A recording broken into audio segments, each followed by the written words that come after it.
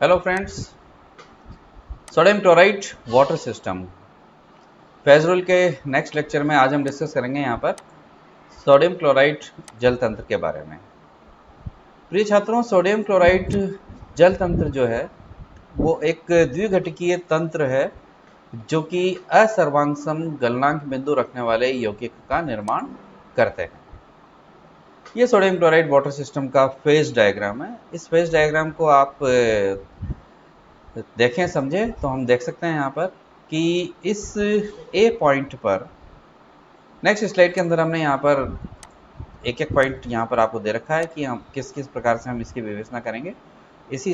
उससे पहले हम यहाँ पर एक बार इस फेज डायग्राम को देख लीजिए कि ये जो ए पॉइंट है हमारा, ये ए पॉइंट हमारा प्योर आइस का मेल्टिंग पॉइंट है। इसमें हम जैसे ही सोडियम क्लोराइड मिलाएंगे तो उसका गलनांक बिंदु कम होता चला जाएगा और 23% जब इसमें सोडियम क्लोराइड हम इसमें मिला देते हैं तो उसका जो गलनांक बिंदु है वो -21.2 डिग्री सेंटीग्रेड तक कम हो जाता है, जो कि इस बिंदु पर फ्रीजिंग मिक्सचर के तौर पर हमने पहले के लेक्चर्स के अंदर इसका डिटेल हम डिस्कशन कर चुके हैं। इसके आगे हम जैसे ही और सोडियम क्लोराइड मिलाते हैं तो अब यहाँ पर NaCl.2H2O का फॉर्मेशन होना शुरू हो जाता है, जो कि इस बिंदु C तक रहता है। इस बिंदु C पर आकर के NaCl.2H2 जो है वो अनस्टेबल है और वो यहाँ पर 0.15 डिग्री सेंटीग्रेड पर सोडियम क्लोराइड सॉलिड और विलयन के अंदर डिसोसिएट हो जाता है।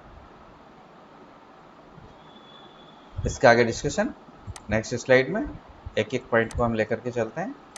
ये हमारा सोडियम क्लोराइड वाटर सिस्टम है। Point A, freezing point of water, clear. A B, fusion curve of ice, कोई प्रॉब्लम नहीं है कि आइस में हम सॉल्ट मिलाते हैं तो इसका मेल्टिंग पॉइंट घटेगा, आइस सेपरेट होना शुरू हो जाएगी। पॉइंट बी हम पढ़ चुके हैं, क्रायोहाइड्रिक या यूटेक्टिक पॉइंट, जो कि -21.2 डिग्री सेंटीग्रेड है। ये 20 नहीं है, 21.2। At this point A compound NaCl 0.2H2O NaCl.2H2O start हो जाता है बनना। BC जो है ये हमारा सोडियम क्लोराइड .2H2O का सॉल्युबिलिटी कर्व है। इसको फ्यूजन कर्व भी कह सकते हैं, लेकिन ये सॉल्युबिलिटी कर्व के तौर पर हम यहाँ पर इसे ज़्यादा कहते हैं, सॉल्युबिलिटी कर्व।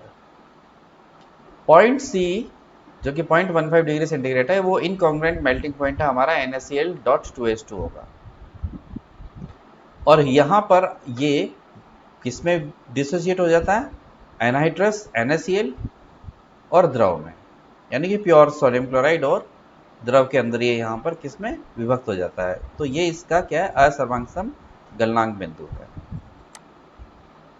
इस पॉइंट पर NaCl.2H2O सॉलिड जो है वो NaCl सॉलिड और लिक्विड में कन्वर्ट हो जाता है, यानी कि 1, 2, 3 प्रावस्थाएं हैं।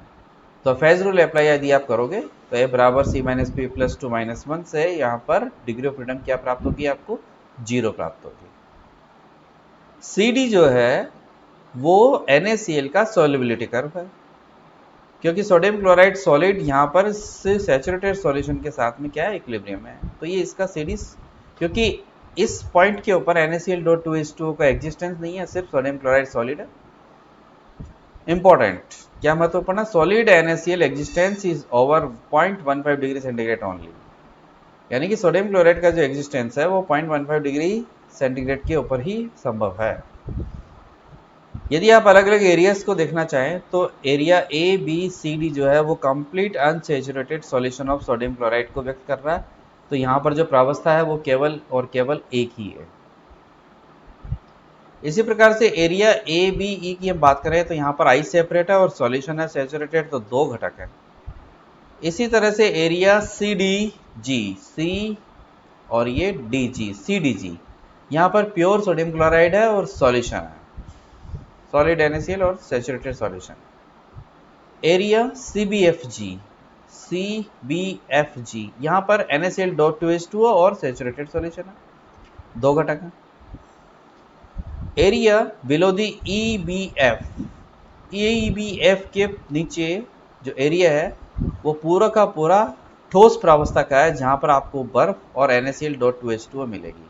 हाँ, महत्वपूर्ण यह है कि चूंकि ये बी बिंदु एक यूटेक्टिक या क्रायोजेनिक पॉइंट है, तो इस यूटेक्टिक पॉइंट के लेफ्ट हैंड पोर्शन में चूंकि ऊपर से आइस सेपरेट होती हुई चली आ रही है तो उसका क्रिस्टलाइजेशन पहले से हो रहा है, तो वहां पर आपको बर्फ के जो टुकड़े होंगे वो बड़े नजर आएंगे और NaCl.2H2 के जो टुकड़े हैं वो छोटे नजर आएंगे।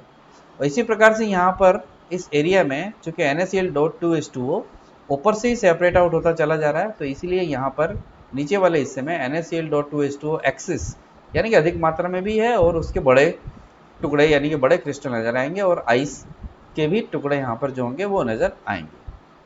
तो इस प्रकार से ये सोडियम क्लोराइड वाटर सिस्टम की विवेचना है, जो मैं समझता हूँ कि आसानी के साथ आप इसे समझ सकते हैं और कोई इसमें ऐसी मुश्किल नहीं है।